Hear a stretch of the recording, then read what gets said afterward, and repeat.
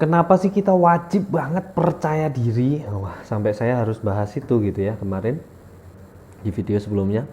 Kenapa sih harus percaya diri? Karena ternyata kalau teman-teman nggak percaya diri, coba lihat. Mereka yang kaya nyaris semuanya percaya diri. Seintrovert-introvert mereka, sependiamnya mereka, mereka tetap percaya diri. Bahkan mereka berusaha mendobrak diri mereka sendiri untuk menjadi pribadi yang percaya diri.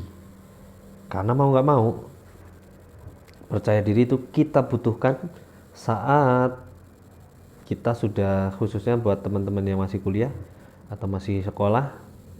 Percaya diri itu penentu kesuksesan Anda. Apapun bidangnya, percaya diri penentu kesuksesan. Salah satu penentu kesuksesan, meskipun bukan satu-satunya ya. Nah, saya ngomongin percaya dirinya dulu. Nah, gini, logikanya seperti ini. Kalau teman-teman tidak percaya diri, sebanyak apapun peluang yang datang, teman-teman tidak akan pernah berani mengambil peluang tersebut. Oke, meskipun kalau kita udah percaya diri biasanya ada penyakit baru, bukan penyakit ya. Ada masalah baru yang timbul, yaitu adalah kita terlalu banyak mengambil peluang sehingga nggak kegarap semuanya, malah nggak ada yang beres gitu ya. Saking percaya dirinya, pasti bisa, yes, bisa, ternyata KO. Ada PR lagi, nanti kita akan belajar di mungkin video selanjutnya. Kalau teman-teman sudah percaya diri, terus gimana biar lebih produktif dan kita nggak terjebak pada rutinitas yang sebenarnya sibuk bukan produktif, tidak terlalu menghasilkan, banyak kegiatan tapi nggak terlalu menghasilkan. Gimana sih caranya? Tetapi saya mau ngomongin tentang percaya diri dulu. Kalau teman-teman nggak percaya diri, maka teman-teman akan takut mengambil peluang. Jadi orang ini levelnya soal peluang tuh setidaknya pertama, bingung nggak pernah nemu peluang. Oh gini dulu deh, sebenarnya sukses itu ditentukan oleh dua hal, yaitu knowledge and keberanian, atau pengetahuan dan keberanian. Jadi kalau di Indonesia, di dunia ada ketimpangan antara yang sukses dan yang nggak sukses, antara yang kaya dan yang miskin. Selalu kalau dicari-cari ujung-ujungnya itu alasannya mereka tuh bukan timpang pendapatannya doang, bukan timpang penghasilannya doang, tetapi yang mendasari mereka punya kondisi yang timpang seperti itu adalah mereka memiliki ketimpangan pengetahuan dan ketimpangan keberanian. Nah, keberanian itu soal percaya diri. Saat teman-teman ternyata sekolahnya udah sama kok, pergaulannya udah sama kok, tapi kok tetap gagal juga. Biasanya ada yang ketinggalan, yaitu yang kedua. Pengetahuannya udah sama, tapi kalau pengetahuannya nol, keberaniannya nol, ya udah. Nah, orang yang tadi yang pertama, orang yang bingung pertama kali soal peluang tuh, orang satu level yang pertama adalah orang bingung peluang ada di mana. Nah, ini biasanya karena timpangnya pengetahuan.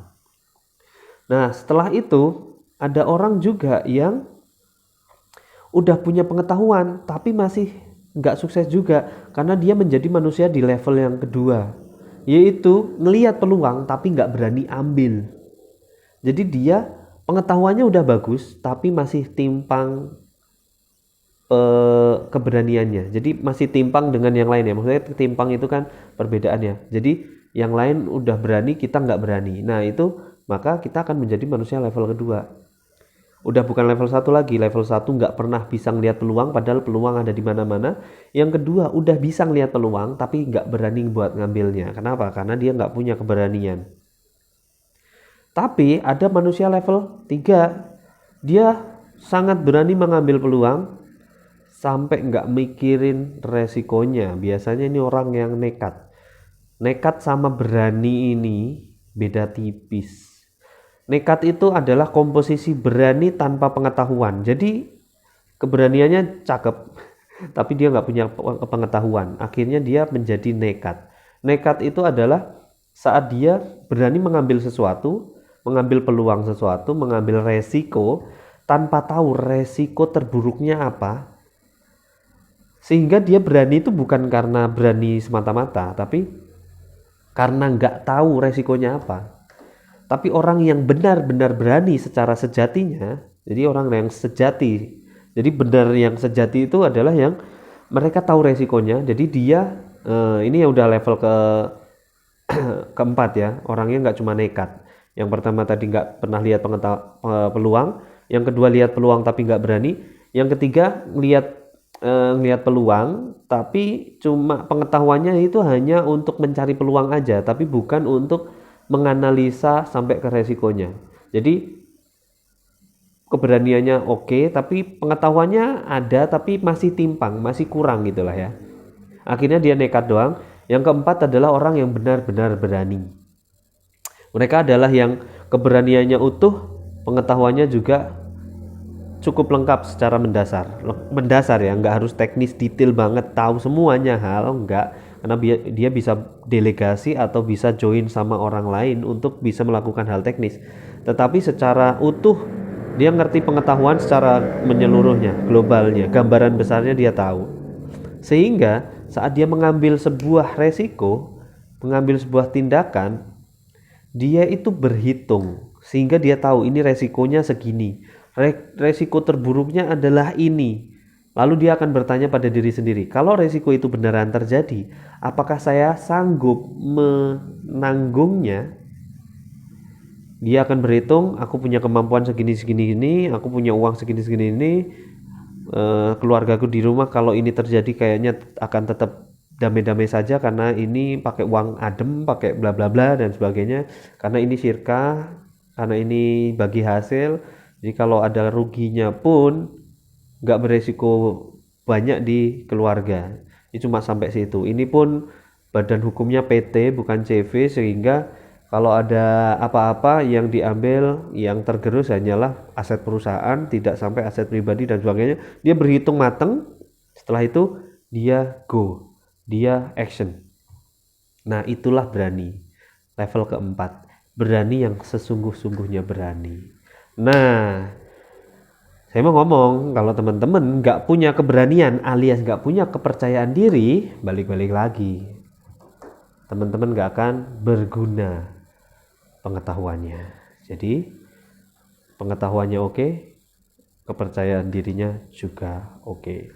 Gitu ya, itu alasannya kenapa saya ngomongin keberanian atau ngomongin kepercayaan diri, karena itu sangat-sangat penting. Nah selanjutnya kita akan membahas kalau udah percaya diri biasanya terlalu gampang ngambil peluang. Ini penyakit yang saya juga menderita penyakit tersebut ya. Saya juga menterapi diri saya dengan banyak cara, dengan banyak ketemu orang, dengan banyak training, baca buku dan sebagainya. Alhamdulillah sedikit-sedikit ketemu dan ada beberapa cara yang sudah saya lakukan, meskipun saya tahu masih banyak cara di luaran sana yang saya juga pastinya belum bisa sharing karena saya juga belum tahu semua hal. Tetapi yang saya tahu akan saya share di video selanjutnya, gimana caranya biar kita lebih produktif dan gak terjebak pada sebuah kesibukan yang ternyata gak terlalu menghasilkan.